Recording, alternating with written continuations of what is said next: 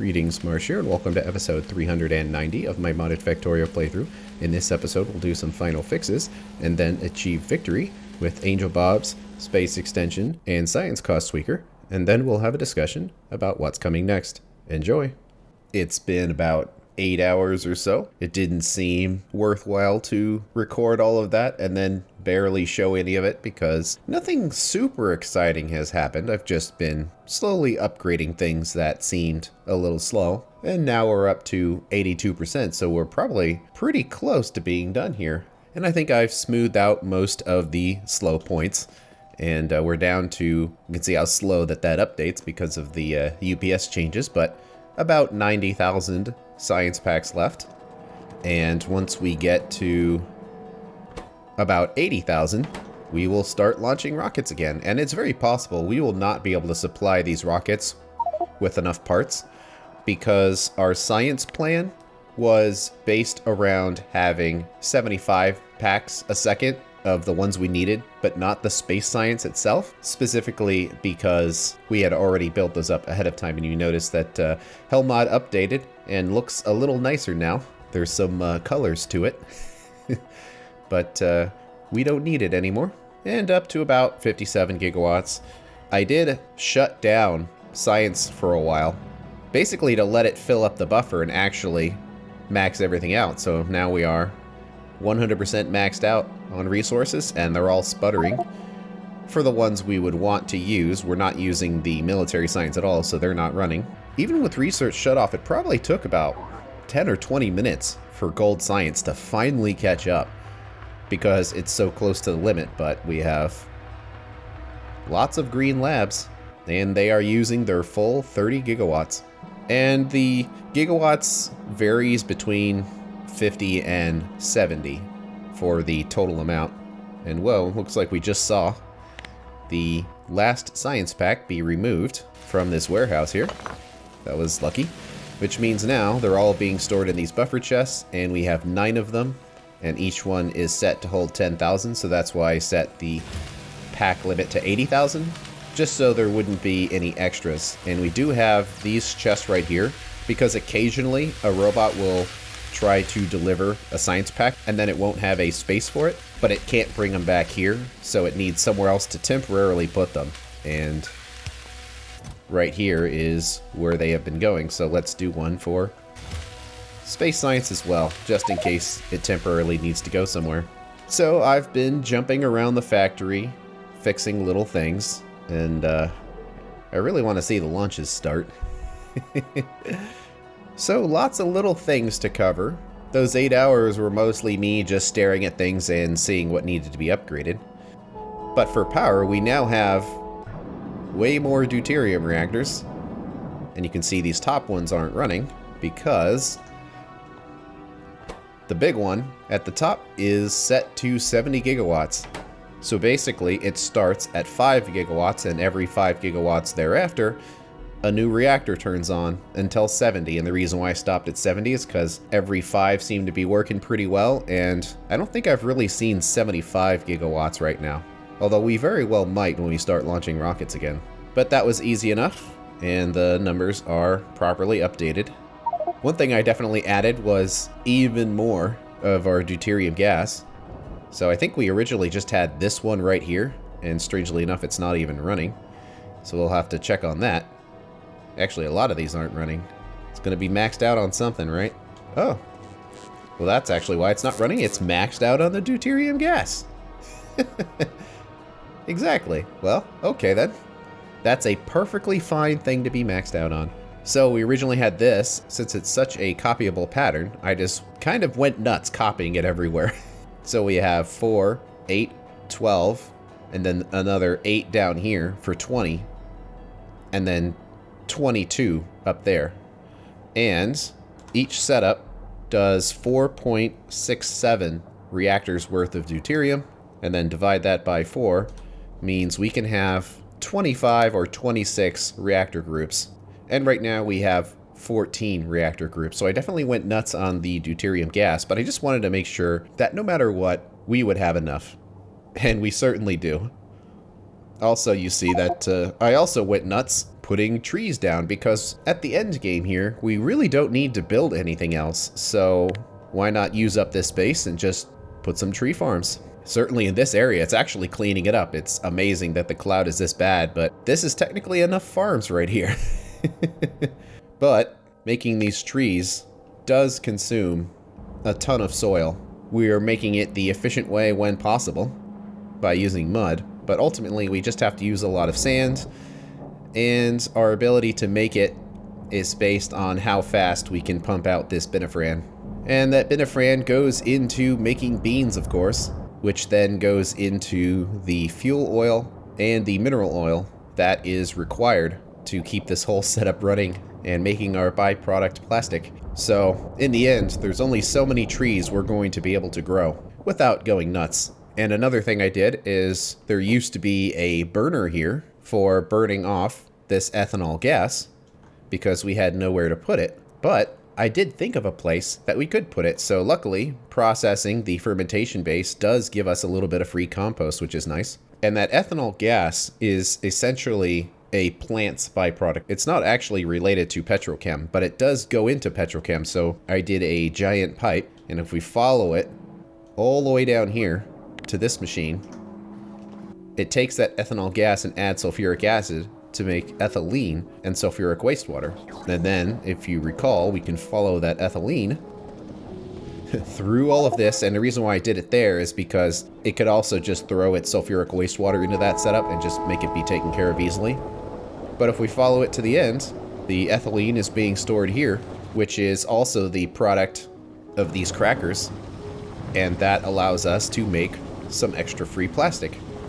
And the reason why it's not going at full blast is because to get our 2 full belts, we basically need all of these setups to run at the same time.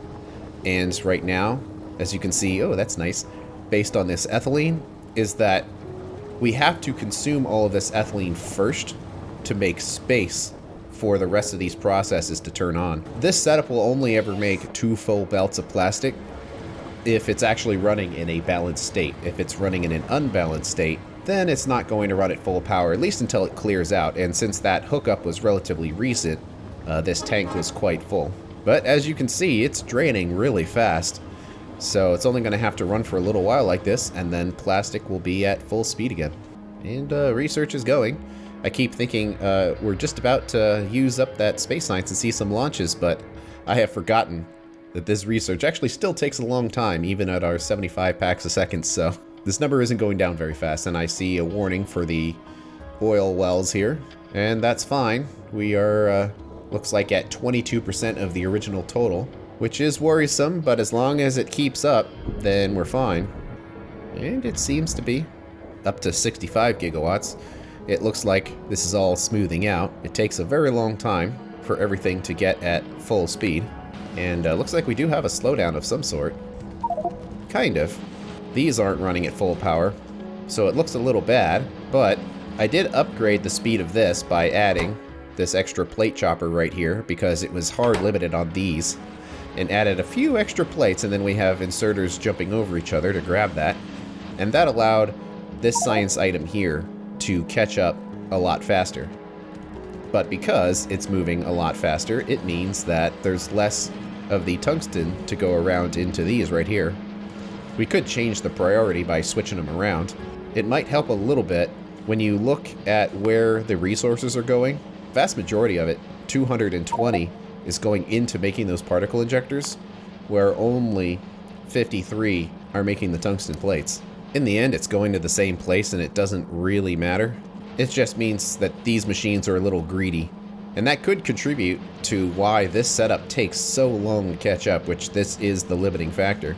So let's see. It's probably a little late to be doing stuff like this, but let's see if we did something like this instead. Because you see, that fills up rather quickly. It just looks weird when that belt isn't very full. Okay then, let's do the same fix, and because certain things need to be deleted, it might be easier to just do these patches manually. I didn't think there'd be anything else I would want to fix. But I was wrong. It's a small optimization, but you can see that definitely are always the thing that's slow and makes gold science take forever to catch up. So basically, all of these patches have been designed around trying to speed up that element of it. It's not going to make any more science in the end, but what it will do is make the factory catch up faster whenever there's any kind of slowdown. And it's bad if there's a tiny slowdown and then it takes hours for it to catch up again, unless you shut it down and start it up again. And that's what I did here. I definitely shut it down, so I'm not gonna lie there, where I wanted everything to be smooth and perfect. So that would not have occurred before this research was done, so I shut everything down so we can see it look nice and smooth. We are not placing the gold science in here because request from buffer chests is turned off. No. No. Okay, hold on here.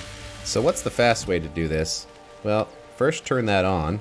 If I still had the old pattern, I could update that, but since we don't, probably just the fastest way to do this is just to go through every row here. And I imagine launches are going to start after this. I can't hear the copy noise amongst all of the sparks and foot tapping noises, so hopefully they're all being placed correctly.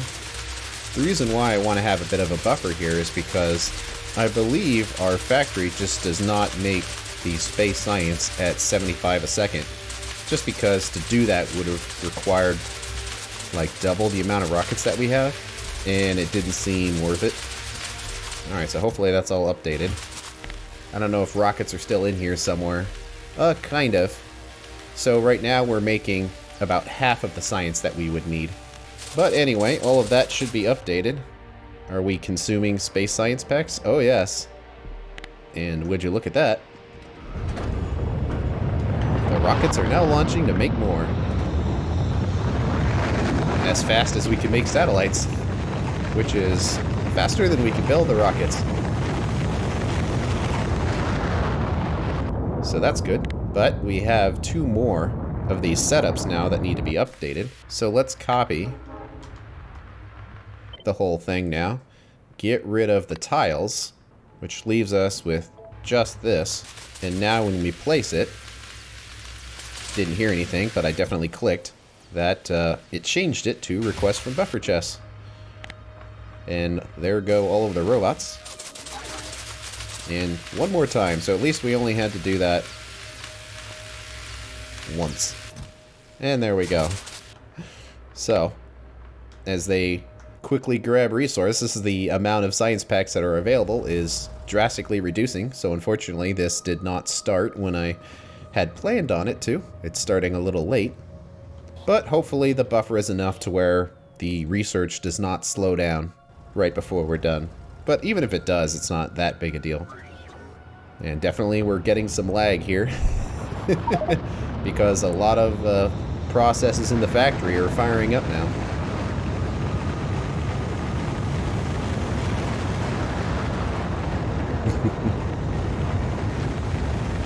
So this is the last hurrah of rocket launches. Just to get that last little space science that we need. Oh well. Well, at least we're not going to be overloaded on the science packs. So, what else was upgraded? Well, one big thing is that we needed so much iron that we were using a lot of the less efficient methods of making iron in order to keep up. So, since iron was on the very end, it made it quite easy to double it up. And now you can see that it's running. We can make an incredible amount of iron quite quickly. And that is reducing the load on everything else, because we definitely don't want the inferior methods of ore production running if there is a better way. And it just worked out well to put it on the end because the other side is filled up, so there really wasn't much room to do anything else. Despite all of our changes to try to minimize the load on Saphirite, we were still overloading the machines. So I haven't done this with everything, but I have gone through some of the machines and upgraded them to, you see, green belt there, purple belts there, speed module 8s. I didn't upgrade all the machines because I didn't want to go nuts, but I definitely upgraded some of the setups that were slow. And it's not as simple as upgrade every machine, because if we do that, then all of the supporting components will also be slower. So we would have to speed all of those up, which would then expose limitations to things like our setup that processes all of the different stone byproducts. So to avoid having that issue, I just didn't want to upgrade things unnecessarily. I did double up our geode producer here, so we can make a huge amount of geodes.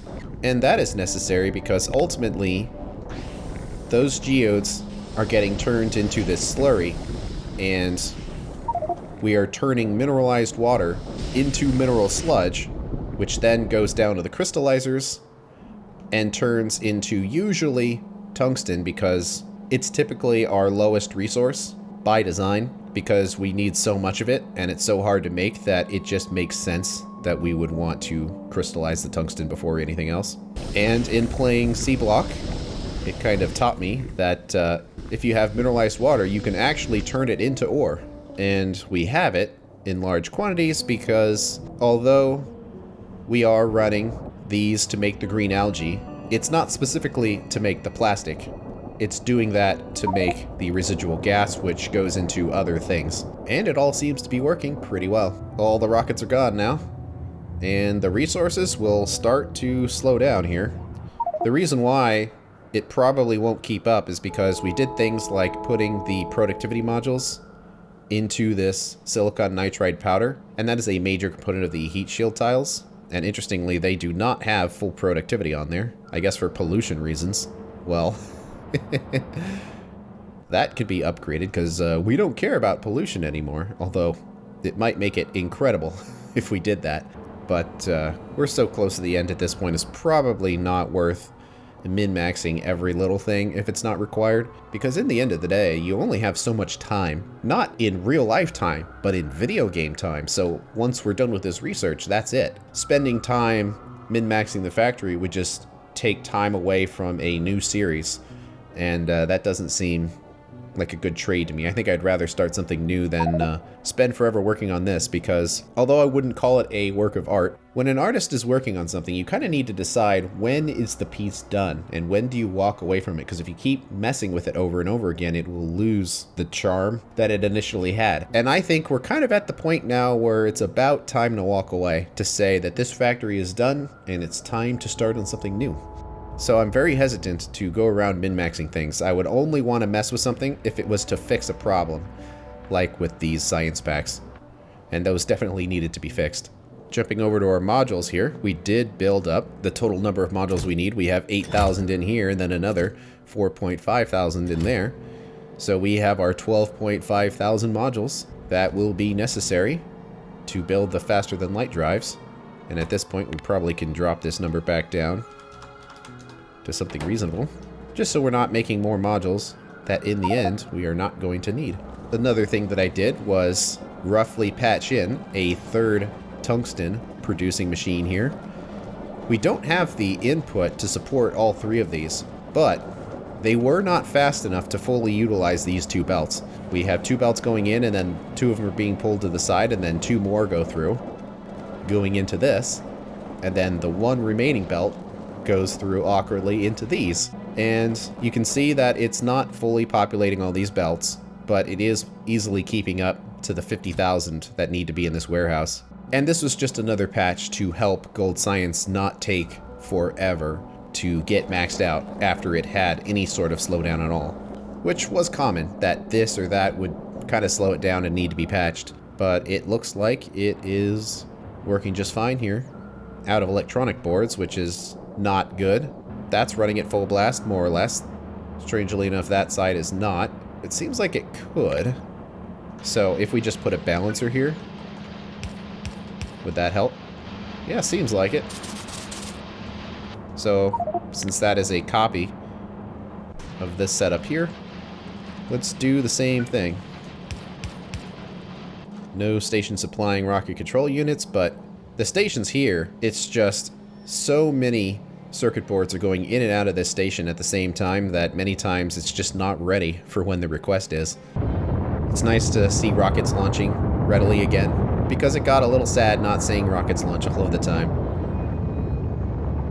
We needed more coal products for all of that iron and steel and copper that we were making, so this setup was upgraded, but just with what we needed to do with better modules and better belts, just to get higher output out of it. No reason to rebuild it or anything. Getting all these pipes to fit without having fluid limitations is always a little tricky.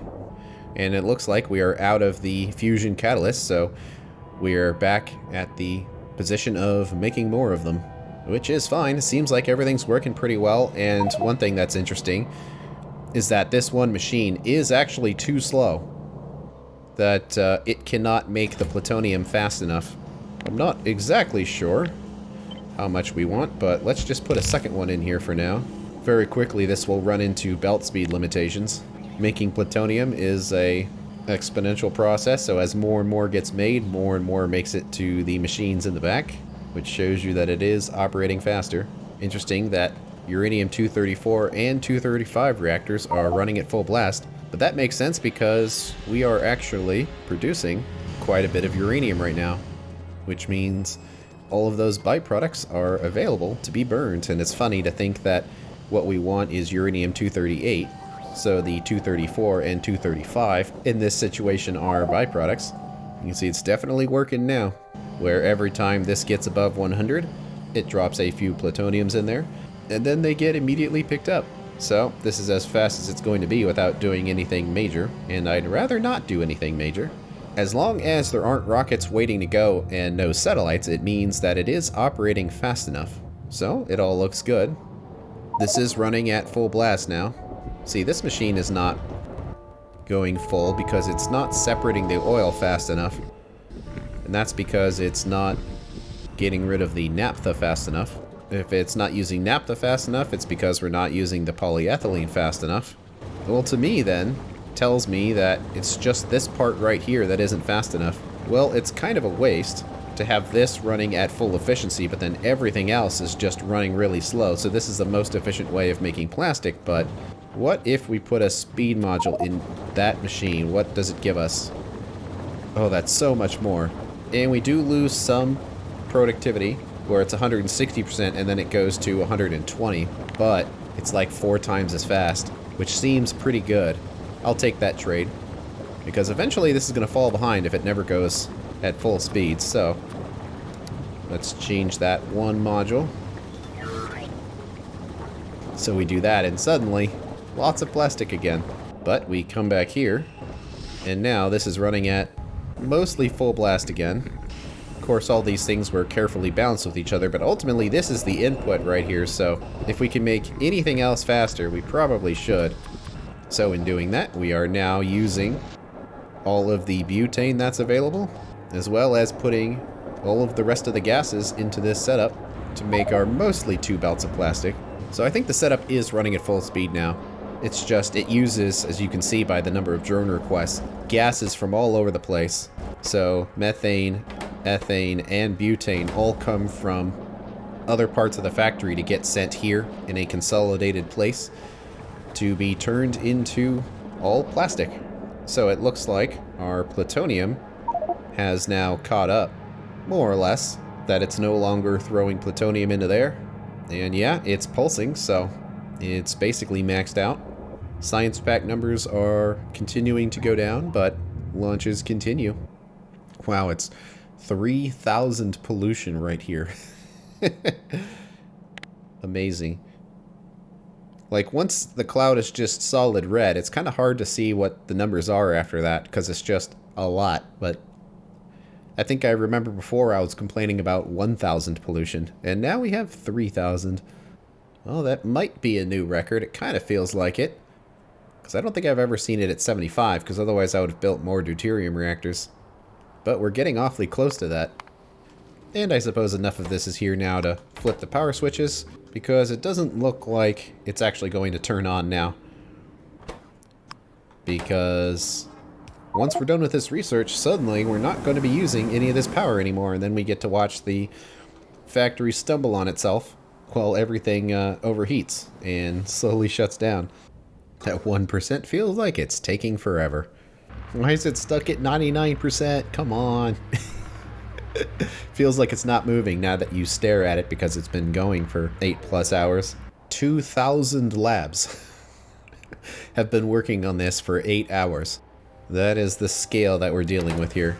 And this is the busiest road of the factory. It's actually not too crazy. We didn't lean super heavy into drones. We certainly have a lot of them. But we didn't go completely nuts. And actually, we can figure out exactly how many drones we've made. 2.9K of drones. I don't think they're an entity that we can search, but ultimately, if we built this many, then they're more or less on the road.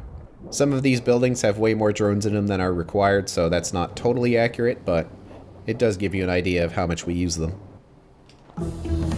There we go. For a second there, I thought it wasn't going, but then I thought about it. I'm like, wait a second. It's going to take like 5 minutes per percent of this to tick, so...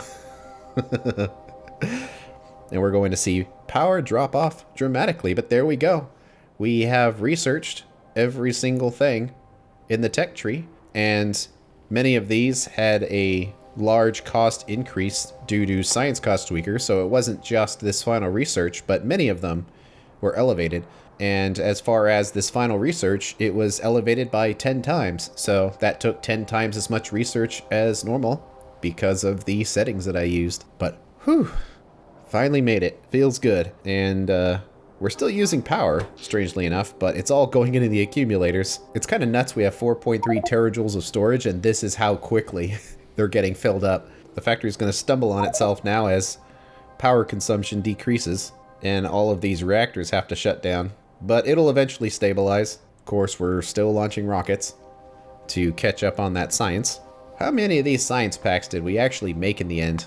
So 10 million, 10 million, 9.2 million, 6.3 million, 4.7 million, 2.2 million, 1.3 million, and then also the other gold science pack, which is the biter science pack at 8.6K, and then the other biter packs lower than that. So that was what, 40 or 50 million mainline science packs that we had to make in total for this playthrough? That's pretty crazy. Well, rockets are launching. But we have one more part to make. Finally, the faster than light drive. And it mainly uses all of those modules, which we have been saving. So now it is as simple as making use of them. And yep, there we go. Now down to 16 gigawatts, and reactors are overheating. Probably deuterium. Yep, basically. Everything will adjust to the new power output, so we just have to essentially wait for the deuterium reactors to all shut down, and then once they do, the power output will be balanced again. So hopefully making these FTL drives won't take very much time, because we've already made all of the parts that we need for them. So really, it's as simple as delivering them all to this one assembling machine here. And there we go. So it gets picked up, delivered to this rocket here, but it's not quite ready. When it's ready, it will launch the part, and we'll start to see our list complete here.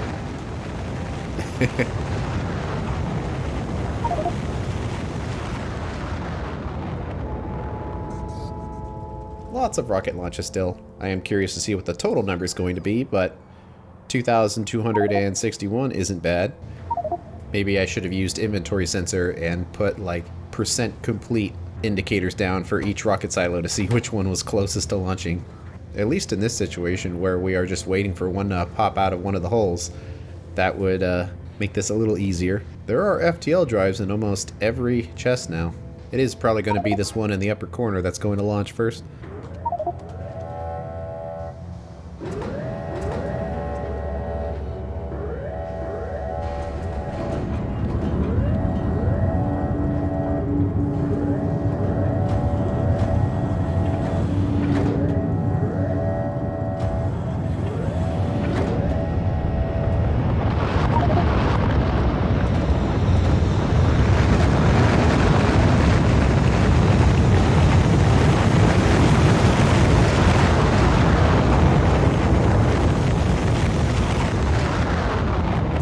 There goes some of our FTL drives. Of course, we're all going to launch more or less at the same time.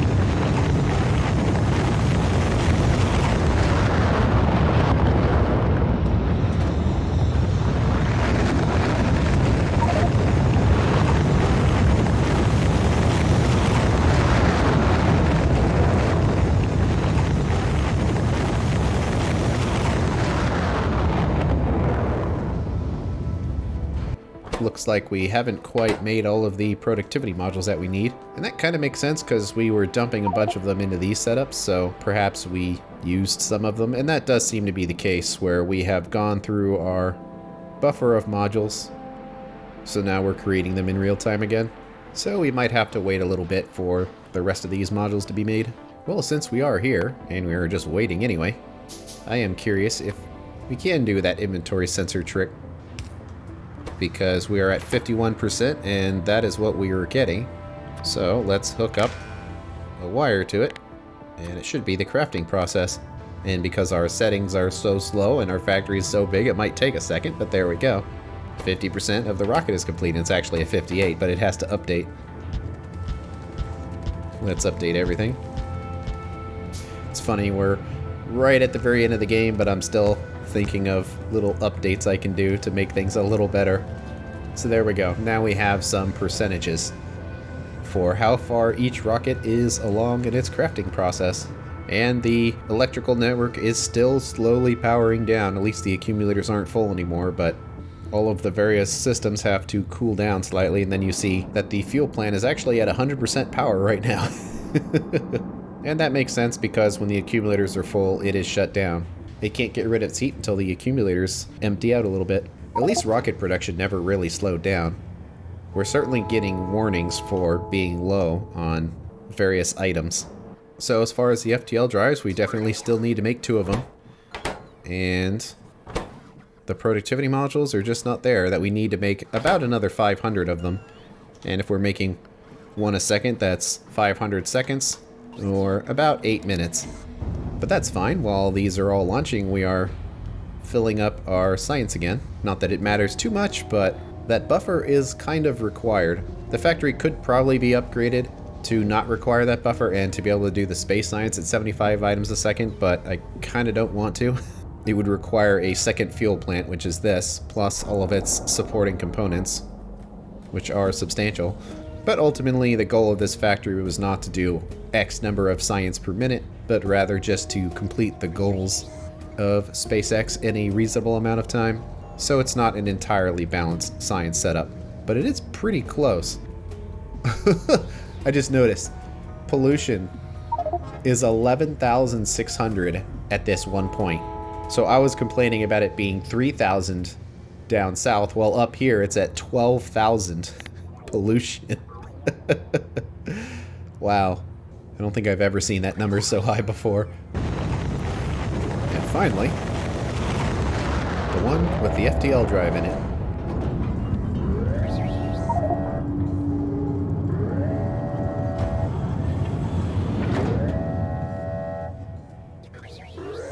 This is number 24.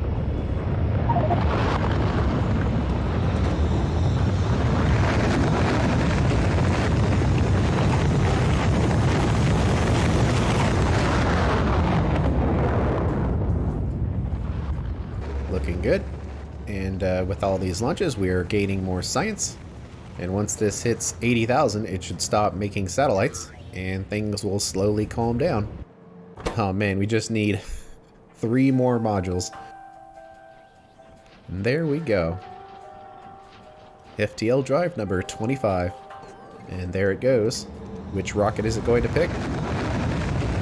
The one at 32%. So I guess we'll have to wait a little longer. No CPUs. I'm gonna miss the rocket launch of that last part. Yep, I think we will have to fix that CPU issue in a second. Because the last FTL drive is going up.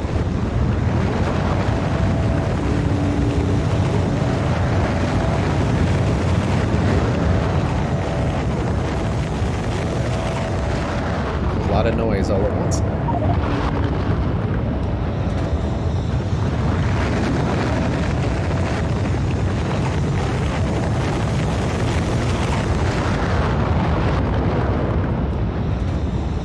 go. Congratulations. After multiple months and multiple launches, I feel like that's an understatement, both of those. You have finally completed your final goal, building the rocket that will get you off this rock, because clearly no one else was coming to rescue you.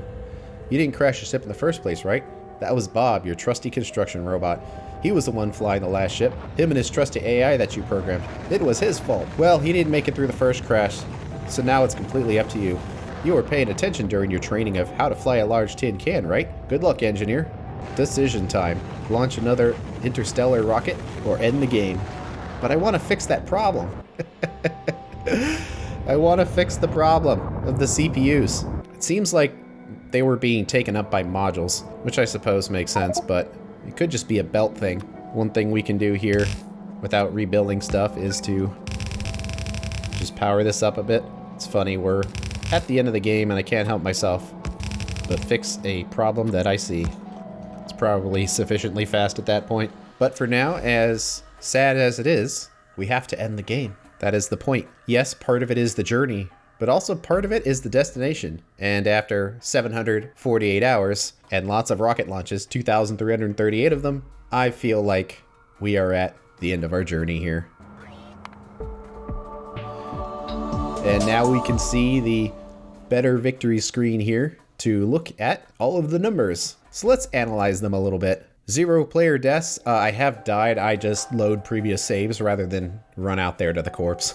So that's why that's 0. 36,000 kills, but I believe that is player kills, not turret kills. So we have personally killed 36,000 biters. And 277 kilometers, but this number only started recording when I installed the mod, which was near the end of the playthrough here, so that does not account for everything, including the distance driven, and that does include trains, so I suppose that makes sense. And a paltry 6 minutes of handcrafting, because at this point we were barely handcrafting anything. So here's probably the numbers you really wanted to see. The infrastructure, 50,000 machines of various types, 0 beacons, and 444 kilometers of belts, 46 kilometers of rails, and this is actually very surprising to me, 255 kilometers of pipes, with 50 trains servicing 137 train stations, thanks to LTN. And here's an important number, peak power production.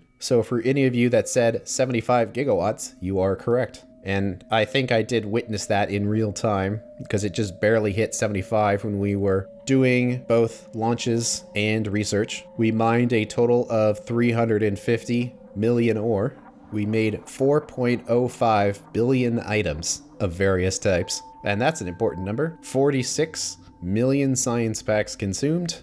We killed about 4 million biters. Not bad. None of them were killed by trains. And the total amount of map, I suppose, that our radars have explored is about 14 square kilometers. So that's pretty impressive. I am extremely happy with this playthrough.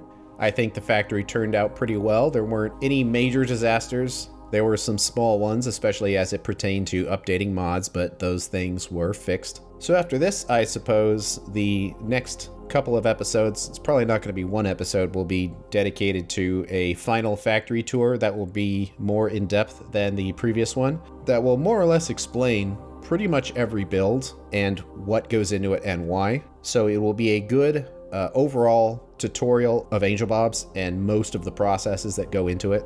And although this factory is done growing, there are new factories to create. The next series after this will be Industrial Revolution 3, and it's just going to be a single rocket factory. So it's not going to be anything crazy like this. It's just going to be launch one rocket and win the game. That in part is because IR3 is a vanilla-like mod pack. It is more complicated than vanilla, but only by a little bit. So in keeping in line with a vanilla game, it seems like it would make sense to just do a one rocket factory. Plus, I don't want to commit too much time to IR3, because after that, the next major series that I'm going to do is a Pionodons playthrough with all of the mods. So it is going to be quite complicated. And that is probably going to be at least as long as this playthrough. I'm guessing it's going to be more than 1,000 hours by the time it's done. So it's going to be another giant series.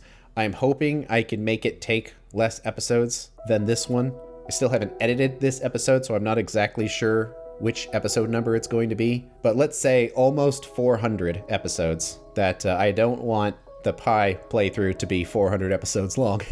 I would have preferred it to be done sooner, but it is what it is. And my way of doing that is hopefully just to more aggressively edit the content so it just turns out to be less episodes. And I have actually been doing that in the tail end of this playthrough, and you may or may not have noticed it, but the editing has been more aggressive. And I'd like to think that you are unaware of the things that I didn't show you because I wanted to save time. So you were denied content in effort of producing less episodes. However, I can barely remember what I removed, so hopefully you don't either. Especially some of these later episodes. One 30-minute episode could encompass 5 hours of gameplay or more. So hopefully I can edit the Pi playthrough to be faster, but I also want to still be the same style as this, so still plan out builds, still talk about science and research and technologies. So I don't want to cut it so aggressively that it's essentially just an overview. So I would say if you liked the way these final episodes of Angel Bobs have been, you will be more than happy with the editing that goes into the Pi series. And on the same coin, aggressively editing IR3 should produce a relatively short series. I don't know exactly how long it would be, but I'm guessing it would be between like 20 or 40 episodes because it's approximately like a 60 or 80 hour mod pack. So vanilla Factorio was around 40, I think. So it's a little bit longer than vanilla, but not that much longer. So I think with this editing style, we should be able to run through it pretty quickly, which is part of the reason why I wanted to give IR3 a spotlight. Because it is rarely shown. With the license, you can't monetize any of the videos, and it seems like anybody that releases anything related to Factorio on YouTube only does it with the sole prospect of making money. And if you tell them you won't make money doing this, they are completely disinterested in doing it, even if they were going to make $3. They still want their $3, and they're not willing to do the series. However, I don't care about my $3. I do it to entertain and to share my love of Factorio. So it does not bother me that I won't make any money showing off IR3 because it's such a cool mod pack. And then yeah, after that, it's the deep dive into Pionodons and however long that takes. I am concerned that development of Pi has more or less stopped right now. The only things they're doing are bug fixes, and they have stated that until Factorio 2.0 comes out, they're not really going to do any more work on it. And that is both good and bad. It's good in the sense to where it's like the final version of the mod, so I won't have to deal with giant changes or anything. And it's also in its best state. But the disadvantage is, say, 2 years from now, it's starting to get updates that take advantage of all of the features of the Factorio 2.0 Space Age expansion, which then I will not be able to use, and I will be using an old version of Factorio, which not only could introduce bugs, but it just may be less interesting where people want to see the new content. So that is an issue. But I don't want to put off doing Pi because it could be a year or two of not starting the series when I otherwise could. Another game I've played in the past, a lot of, and some of you may as well, is RimWorld. And that is another game that has a huge modding community, and also all of those mods get completely destroyed every time they update RimWorld.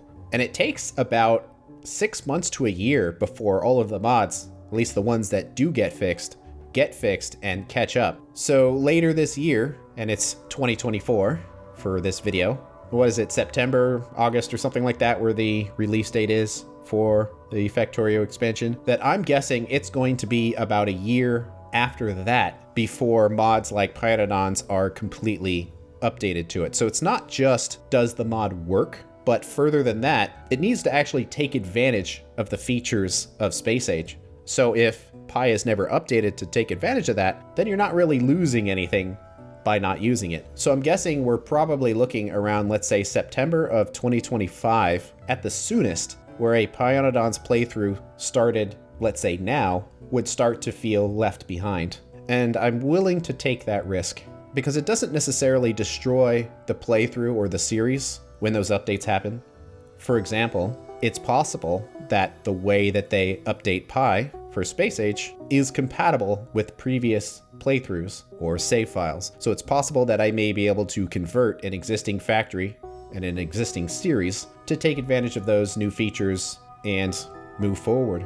Or in the worst case scenario that it does not work that way and that it so dramatically changes the way that the mod plays that a new save file has to be created. Well, another option there is that I could just make another save file on the new version and play through it off screen to get it to approximately the point that an existing series would be at. Because although creating another factory takes time, let's say 300 hours, it probably takes maybe 2 or 3 times longer than the playthrough to actually edit these episodes and put them out. So although I've played this series for 748 hours, I would say I've probably spent at least 2,000 hours editing the content, reviewing it, and releasing it. So the playthrough part is actually a minor element. So if it comes to the point to where a series cannot move forward because it is too outdated, it's actually not that big a deal that if I took a few weeks or a few months off starting a new factory with Factorio Space Age, I can probably get it back to the point to where the series can continue and it doesn't feel like you lost out on too much. So that's kind of how I'm looking at starting a long series like Pi when we're on the cusp of a new version of Factorio coming out. And one other element of this is that when the Space Age expansion comes out, I will like to play it, and I would imagine that the vast majority of you would be immediately interested in a Factorio Space Age expansion playthrough from me, released as a series like this or anything else I might do. And you will probably want that as quickly as possible. So I'm guessing that whenever that expansion releases, that I will definitely make a series on it as quickly as possible. And that will probably mean that whatever series is going on, be it IR3 or Pionodons, will probably have to be put on hold for me to finish that, because I don't know if I have enough stamina to do 2 series at the same time. And also it might be confusing if you are having 2 different series kind of releasing at the same time. So let's say I did 6 episodes a week and 3 episodes were Space Age and 3 episodes were, let's say, Pionodon. And it's like bouncing between 2 different series of the same game sounds a little complicated, even to me, because then every time I switch between games, I have to like change gears in my head for which factory I'm in, what was the next build I'm working on, and stuff like that. So that might be an issue, but we'll deal with that when it happens. Plus, I know that it has a release date, but games are notorious for coming out delayed. So I am one to not care about early access or beta releases or anything. I only care about when does it actually release in its final state. That's when I care, because I don't want to get attached to a certain game or certain game systems that are highly subject to change. I would rather have the final product. But yeah, I think that is the update of where we're going forward, and there's not much else to say. It is bittersweet leaving this factory behind, but I will upload the save file, so if you think your computer is fast enough to run it, you're more than welcome to test it out. And of course, I will do a in-depth factory tour. At least one, if not multiple videos that will follow this one, just as a final send-off to this factory and the about 3 years that it took to get to this point. So if you're still watching and you have watched since episode 1, thank you very much for your time and attention. It is an incredible experience to be able to share games and mods like this with other people. So I'm very happy that I was able to, and I'm very happy that you found it entertaining. So thanks for watching, and I will see you on the next video.